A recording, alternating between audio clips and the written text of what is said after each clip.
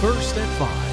From the University of Florida's College of Journalism and Communications, you're watching WUFT News. Flu season is at hand and shots are available, with the CDC hopeful this year's vaccine mix will be much more effective than last year.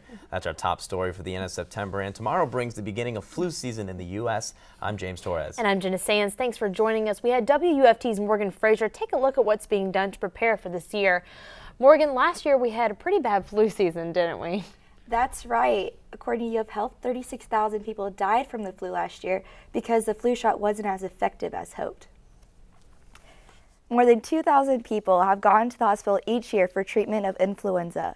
But despite the numbers, it can be an uphill battle to convince people to take precaution of getting vaccination. According to the U.S. Department of Health and Human Services, those who choose to get the flu shot are 60% less likely to get the flu. The vaccine is now available and you should get it early because it takes a couple of weeks for the antibodies to develop. UF Health is holding outreach events all around campus throughout the month of October.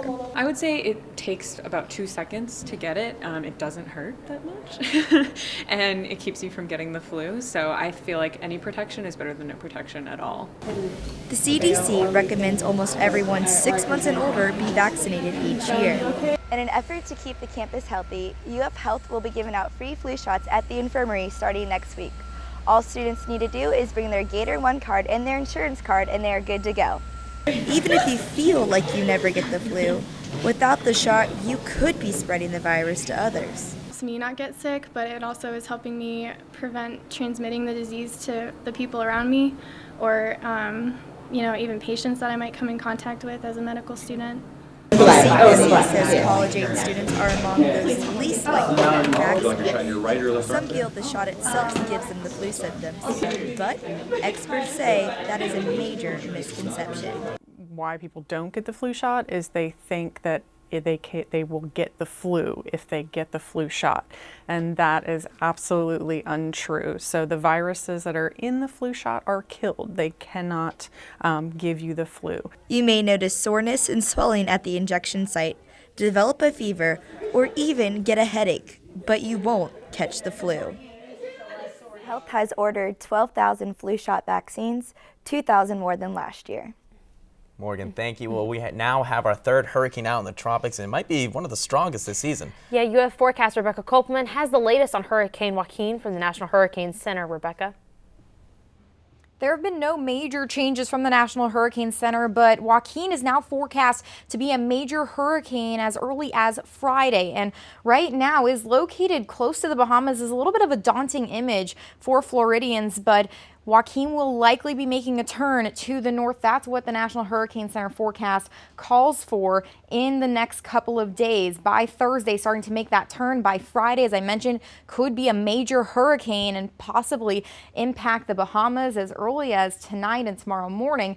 Will continue to the north and then could possibly make landfall near the eastern seaboard. Will likely bring ocean swells and some heavy rainfall along the east coast. We'll continue to monitor it over the coming days, but Joaquin will likely continue to strengthen, and right now is heading to the south and west, but will likely make that turn to the north in the next couple of days. So does not pose a threat to the state of Florida, and right now not much activity going on, just a couple of showers out there, but we're still feeling the humidity outdoors. If you're wondering when that goes away, I'll break it down for you coming up in my main weather forecast. Back to you. All right, Rebecca, thank you. With all the rain we got this summer, it may put a damper on local corn mazes this year. Because of the wet weather, farmers had to plant their corn crops later this year, meaning they may not be fully ready for their traditional Halloween corn mazes. Farms that specialize in hosting people for fall and Halloween will have to emphasize their attractions. And at Rogers Farm in Alachua County, workers are having a hard time getting set up for the Oktoberfest. Well, it was so wet till we haired, dried out, and just about time we get it ready to plant, we got another rain and haired again, dried out. We finally got it planted. Once the corn crop was started, more rain did more harm, stunning growth or killing plants. But Rogers is confident that his customers will make the most of everything else, and he says they do it all for the little ones, who they hope will still have a good time. A messy situation for one Gainesville neighborhood is blamed on the birth of neighboring subdivision during the very rainy summer. WUFT's Haley Zagacki joins us in the newsroom with more on the complaints. Haley. It can be irritating when new homes are being built nearby, and very noisy during the heavy construction phase when land is cleared and streets and sewers put in. In this case, what sent things over the top was a breach in a new retention pond. The neighbors will have to live with the sounds of change, but backyard flooding should be over. Hidden Pines is a quiet neighborhood in northwest Gainesville. At least it used to be quiet. 2 months ago, that changed. I lived here for almost 20 years and there's never been this problem before. Construction on Walnut Creek, a new project to the east, brings the daily rumble of construction. And many backyards flooded in recent weeks after a new retention pond failed. The breach has been fixed, but now the ground is saturated and standing water is likely with more rain. A natural, just grassed area will absorb and continue to absorb until it reaches its saturation point, and then the water kind of sits on top until the ground is able to absorb more. And that's one of the situations that started with this flooding. Flooding and stormwater are not the only concerns for residents living in Hidden Pines. The new construction is literally in their own backyards. Hidden Pines residents were hopeful that a meeting with city officials last night would solve things. I could tell that the neighbors were pretty upset. They were asked questions to the engineers that could be answered, and that causes a lot of issues. The city of Gainesville has no control over the construction, so there's little they can do to help. We just wanted to have our own privacy and just enjoy life better without having this whole space here where everyone can see the whole house. The city says once drainage pipes are all connected in the new neighborhood, Hidden Pines should get back to normal. I've seen snapshots of how much soil was washed onto decks and into pools, a major cleanup some homeowners in Hidden Pines faced more than once. But engineers say there's no reason to worry about another break in the retention pond. Haley Zagacki, WUFT News. All right, Haley, thank you. Well, a new state law takes effect tomorrow that will help keep minors out of jail. Under this law, officers are allowed to give minors citations up to 3 times instead of putting them behind bars for minor offenses. Instead of involving the courts, the citation will give juveniles the choice to complete community service hours or enter a diversion program. Police hope this law will help kids stay out of trouble and reduce the number of court cases involving minors. One person was killed in a small plane crash at the St. Pete Clearwater International Airport this morning. The plane veered off the runway just before noon today. An airport spokesperson said the pilot was practicing touch-and-go landings, and the plane came in from the south, landed, then accelerated as it prepared to take off again, but crashed. The identity of the pilot has not been released. And people in South Florida are believing this weekend's supermoon is still the cause for some issues. Many are blaming the blood moon eclipse on Sunday for several days of unusually high tides. Flooding has been a common sight in several South Florida beach communities. In Fort Lauderdale, fish were even seen swimming through a flooded city road. And one Florida woman is learning to do more with less. Rachel Lilienthal lost her arm in an alligator attack last month and now is readjusting to life with only her left arm. She was swimming in the Wekiva River when she was attacked and was helped out by a couple of canoers on the river. She's trying to keep a positive attitude about what happened to her. I haven't had a bad day. I've had bad moments, may have even had bad hours, but I haven't had a bad 24-hour period. And while she says she's doing fine for now, she hopes that she can get a fully functional prosthetic arm one day soon. Many parents rely on school buses to get their kids to school safety, but as Joe Rotes reports, some buses have been caught on camera potentially endangering the children they're carrying. Not good. When it comes to her daughter Rebecca taking the bus to school, Amy Spees is a vigilant mother. We happen to have a really good bus driver. I mean, I know him. I make sure every year I know the bus driver. But every bus may not be the best. Take a good look at your screen. The left arrow here clearly turns red on 6 Mile Cypress. Now watch, because soon after, a Lee County School District bus blows right through onto Michael G. Ripp Parkway. If that's not bad enough, another one follows right behind. Oh yeah, that's kind of scary, you know, because you expect them that they're trained to, you know, be safe and obey all the traffic laws. We showed this video to parents whose children take a bus to school. That video you just showed me is alarming because someone's going to hit a school bus. That's the same reaction Lee County School District Transportation Director Robert Morgan had. And you're trying to beat traffic to get the children home on time. Not acceptable. Not acceptable at all.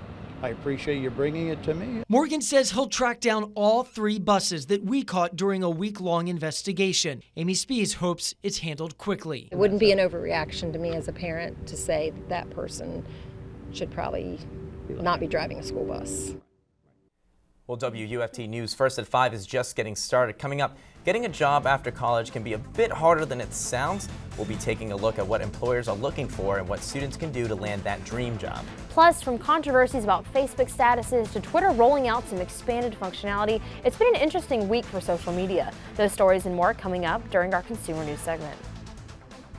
And I'm continuing to track Hurricane Joaquin and a front, what they have to do with each other and what that means for your weekend forecast coming up after the break. Stay with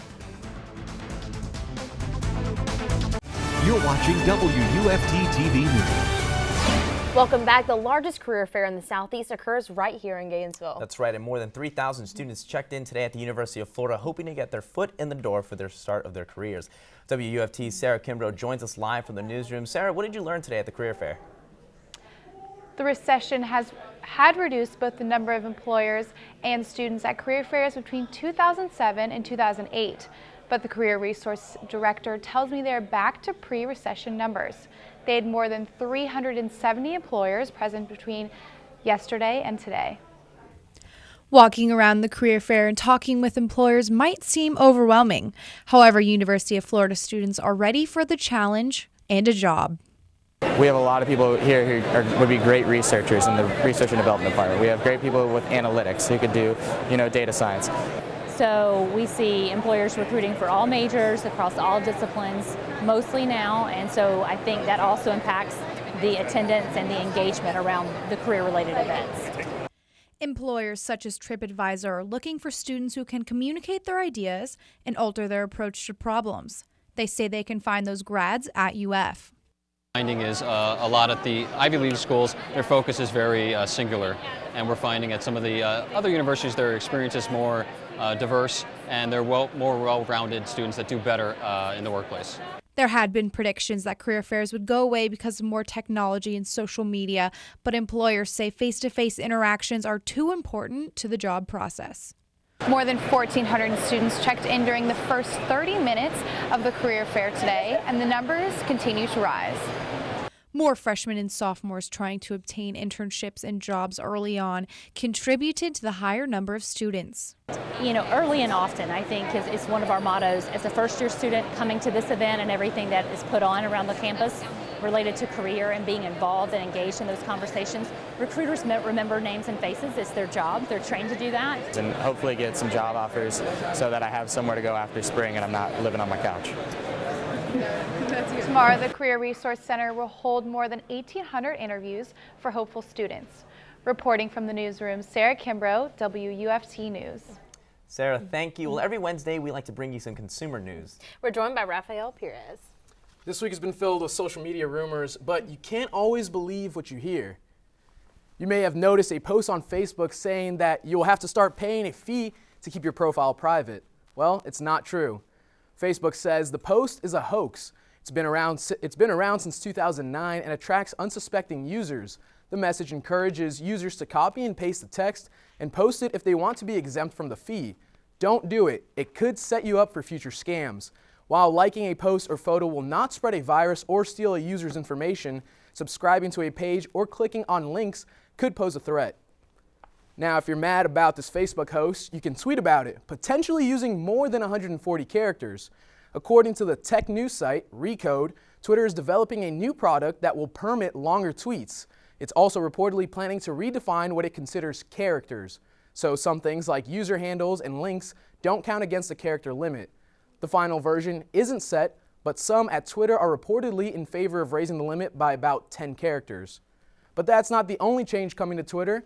After testing its buy button with hundreds of merchants, Twitter is now expanding its buy now service to millions of them.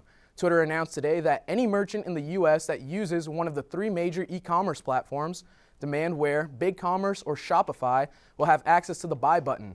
Twitter users can then purchase the product directly from the tweet by tapping the buy button and confirming the purchase. Though social media is a fun reason to be on your phone, NBC's Mike Wendland shows you another reason that could potentially be a benefit a benefit to your health. Safe Meds and Pill Reminder sends reminders for medications, vitamins, and supplements. You can also set up Medisafe for other people in your family. Have it set to remind you when it's time to refill, and if you travel, Medisafe adjusts for the proper time zone. It's free for iOS and Android. DoseCast can also be set to set reminders on a daily, weekly, or monthly basis. You sync DoseCast with your other devices, so you're sure to get your reminders no matter what you're using. Also, you can see how many pills you have left and when it will be time to refill them. The app is free and available for iOS and Android with in-app purchases to expand capabilities. And Medicine List Plus also allows you to set up a schedule for your medications and enter notes such as why you take it and any other extra instructions you need to remember. Medicine List Plus also allows you to track medicine use and receive your own records via email, and it keeps track of basic medical information and your vitals. Medicine List Plus is free for iOS and Android. Well, are you looking for more information about all this? I've made it easy for you. Just go over to my PC Mike Tech blog. There's my address on your screen. I've built in direct links to everything I just showed you. Till next time, I'm PC Mike Wendland for NBC News. If you need a little extra cash, Amazon might be able to help. Yesterday, the company started a new program in its hometown of Seattle called Amazon Flex. The program offers 1-hour delivery using part-time drivers. Drivers will be paid $18 to $25 an hour to deliver packages when they want and as much as they want.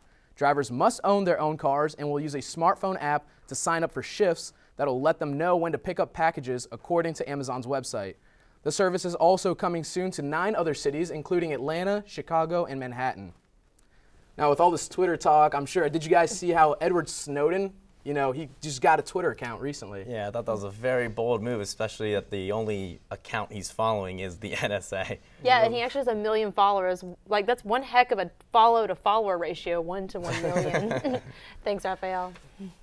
Well, we've had plenty of clouds, but very little rain this week. That's right, and though we have Hurricane Joaquin in the tropics, Rebecca says some beautiful weather is on the way to North Florida. Rebecca. A front is on the way that's going to bring some fall weather to North Florida, despite Hurricane Joaquin seeming very close to the state. But regardless of how close it does look, it will be taking a northern turn. But it is on a southern track right now and has been to the south and west, heading southwest, and will be impacting the Bahamas likely over the next 24 to 48 hours. That's what the National Hurricane Center forecast calls for, strengthening over the next couple of days. By Friday, could be a major hurricane as it starts to make that turn and could impact areas along the eastern seaboard over the next couple of days through this weekend. And models are in agreement on this northward turn and possibly impacts along the eastern seaboard through this weekend. Some of them disagreeing on just how far west or how far to the north it does make it, but impacts will be likely with some heavy rainfall along the east coast. Closer to home, though, I'm tracking some nicer weather despite Hurricane Joaquin. It's because of a front that is on the way. It's going to kind of pick up the storm and send it further to the north. Behind the front is some beautiful dry weather, and Joaquin's actually going to help to bring in some drier air through this weekend. And I'm going to break it down here on Future Track of what that means for tomorrow, because as the front comes through, could mean rain chances are on the rise. In the morning, the front will make its approach and there could be a few showers. Not going to rule that out. It's a low chance. But later on in the afternoon, there will be some activity behind the front because of an area of low pressure. And close to your commute, there could be a few showers, possibly some thunderstorms in the area. You can track with us at ufweather.org/radar. Some of this activity could continue near and east of I-75 through the night. I think we'll start to dry out a little bit earlier, but we're going to watch trends closely through tomorrow to see how late this rain does linger. After that, though, rain chances will start to go down as this front does move through. There could still be some moisture, though, lingering along the east coast on Friday. Much of the moisture, though, associated with Joaquin heads to the north. During the weekend, we'll have to keep an eye on it because some models are indicating some moisture trying to wrap around late Saturday and into Sunday, and that could lead to a slight chance for rain, most likely some clouds, but we'll have the dry air that continues through the weekend and to start next week. Not just that, it'll be feeling rather nice outside. Broke out the muggy meter to show the dew point trend. When our dew points are above 70, where we've been, that's when it's uncomfortable outside, but they're going to start to drop. Today, we are in the mid-70s, but as we head towards the weekend, especially early. Saturday and Sunday, you'll really feel it. And boy, what a nice day for Gator football with dew points in the 60s. And you'll see my high temperature in just a second. You may not believe it. 78 degrees for Saturday. Through Thursday and Friday, though, still a chance for rain. We'll be watching the weekend closely, but it'll be less humid and pleasant rain chances staying out of the forecast as well through Monday and Tuesday. Back to you. Rebecca, thank you. Well, the Gators have a big game this weekend, a big weekend too, I guess, as they hope a top 5 team in the swamp. Yeah, our sports anchor Jonathan Perez joins us with more. James, Jenna, this is by far the most important game of the season and the biggest game of the season for the Gators. When we come back, we'll take a closer look at the Ole Miss Rebels and what has made them the number 3 team in the country. Stay with us. Sports is next.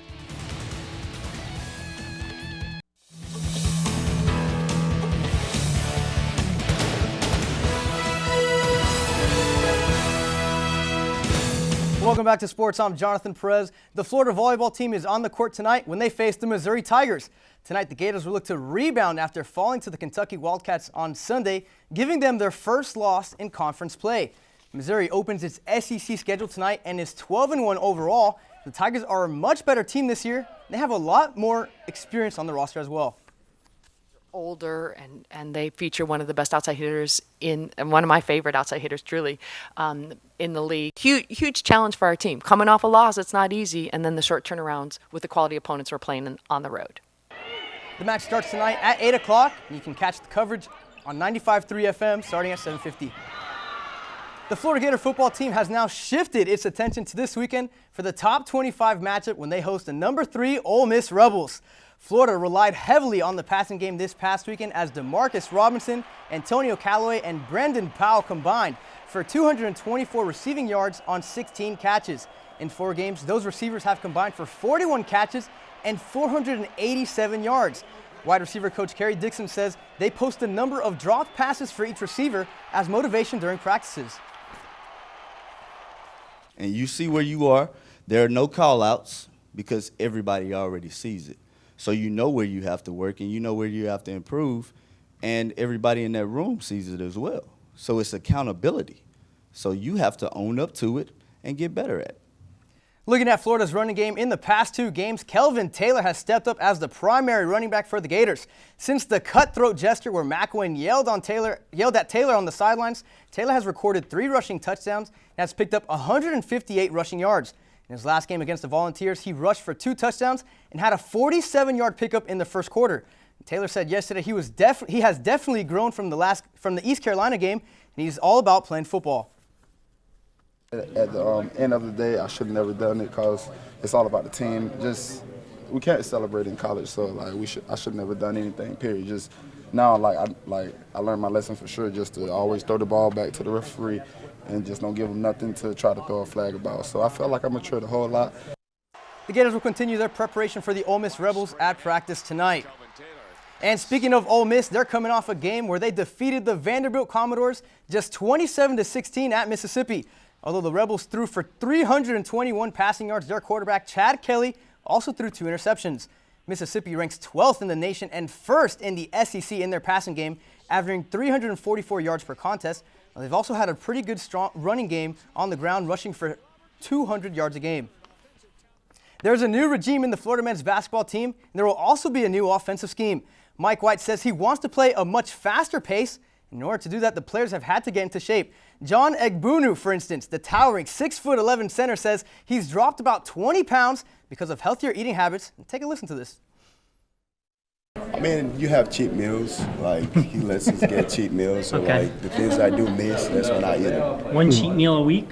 On the weekends, we get 2. 2 cheat meals on the weekends. All right. What's your cheat meal? Like, on the weekends, I probably might go for some pizza, something like that. Like ice cream or something, just, something sweet. The president has killed us, man.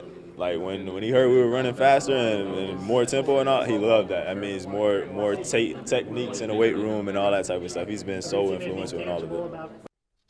James, Jenna, Devon obviously talking about Preston Green, their strength and conditioning coach. Now, the Gators are getting ready for Gator Madness this Friday, and they've released the tentative lineup for this weekend, or for Friday, and one of the players who's going to be dunking is Chris Chioza, the point guard. See, that's pretty interesting because he's only about 6 foot tall, and I don't think I've seen him dunk in a game. So you think it's possible? Yeah, we'll have to see. Let's see if he has the ups to reach the rim. Thanks, Jonathan. Well, a new deputy in Pasco County is helping the sheriff's office with quite a unique situation. Yeah, this little deputy has been fighting for his life, but now is having a little fun while doing it. 7-year-old Spencer Holt, who lives with a terminal illness, always wanted to be in law enforcement. And thanks to the Pasco County Sheriff, who deputized him and put him to work, Spencer was able to battle zombies. Although Spencer didn't receive a paycheck at the end of the day, the dream he was able to fulfill was priceless. Well, before we go, let's get one last check on the weather. Here's Rebecca. Not going to rule out a few more showers later on this evening. A few forming near I-10 now. Could slide to the south near Gainesville. It's a slight chance for a few showers this evening. Better chances tomorrow afternoon, especially between 4 and 9 o'clock. You can check in with us, though, at ufweather.org to get the latest on your forecast. Lower chances on Friday as a front moves through. Cooler, less humid, much nicer weather for the weekend. A high temperature of only 78, low temperatures in the low 60s, and we stay dry all the way through the start of next week. Back to you. Rebecca, thank you. We'll be back tomorrow at 5, but your Florida news is always on at WUFT.org. And right now there's a feature about a UF student and her travels overseas. It may surprise you. To learn you can eat McDonald's food in Morocco as well. Have a good night.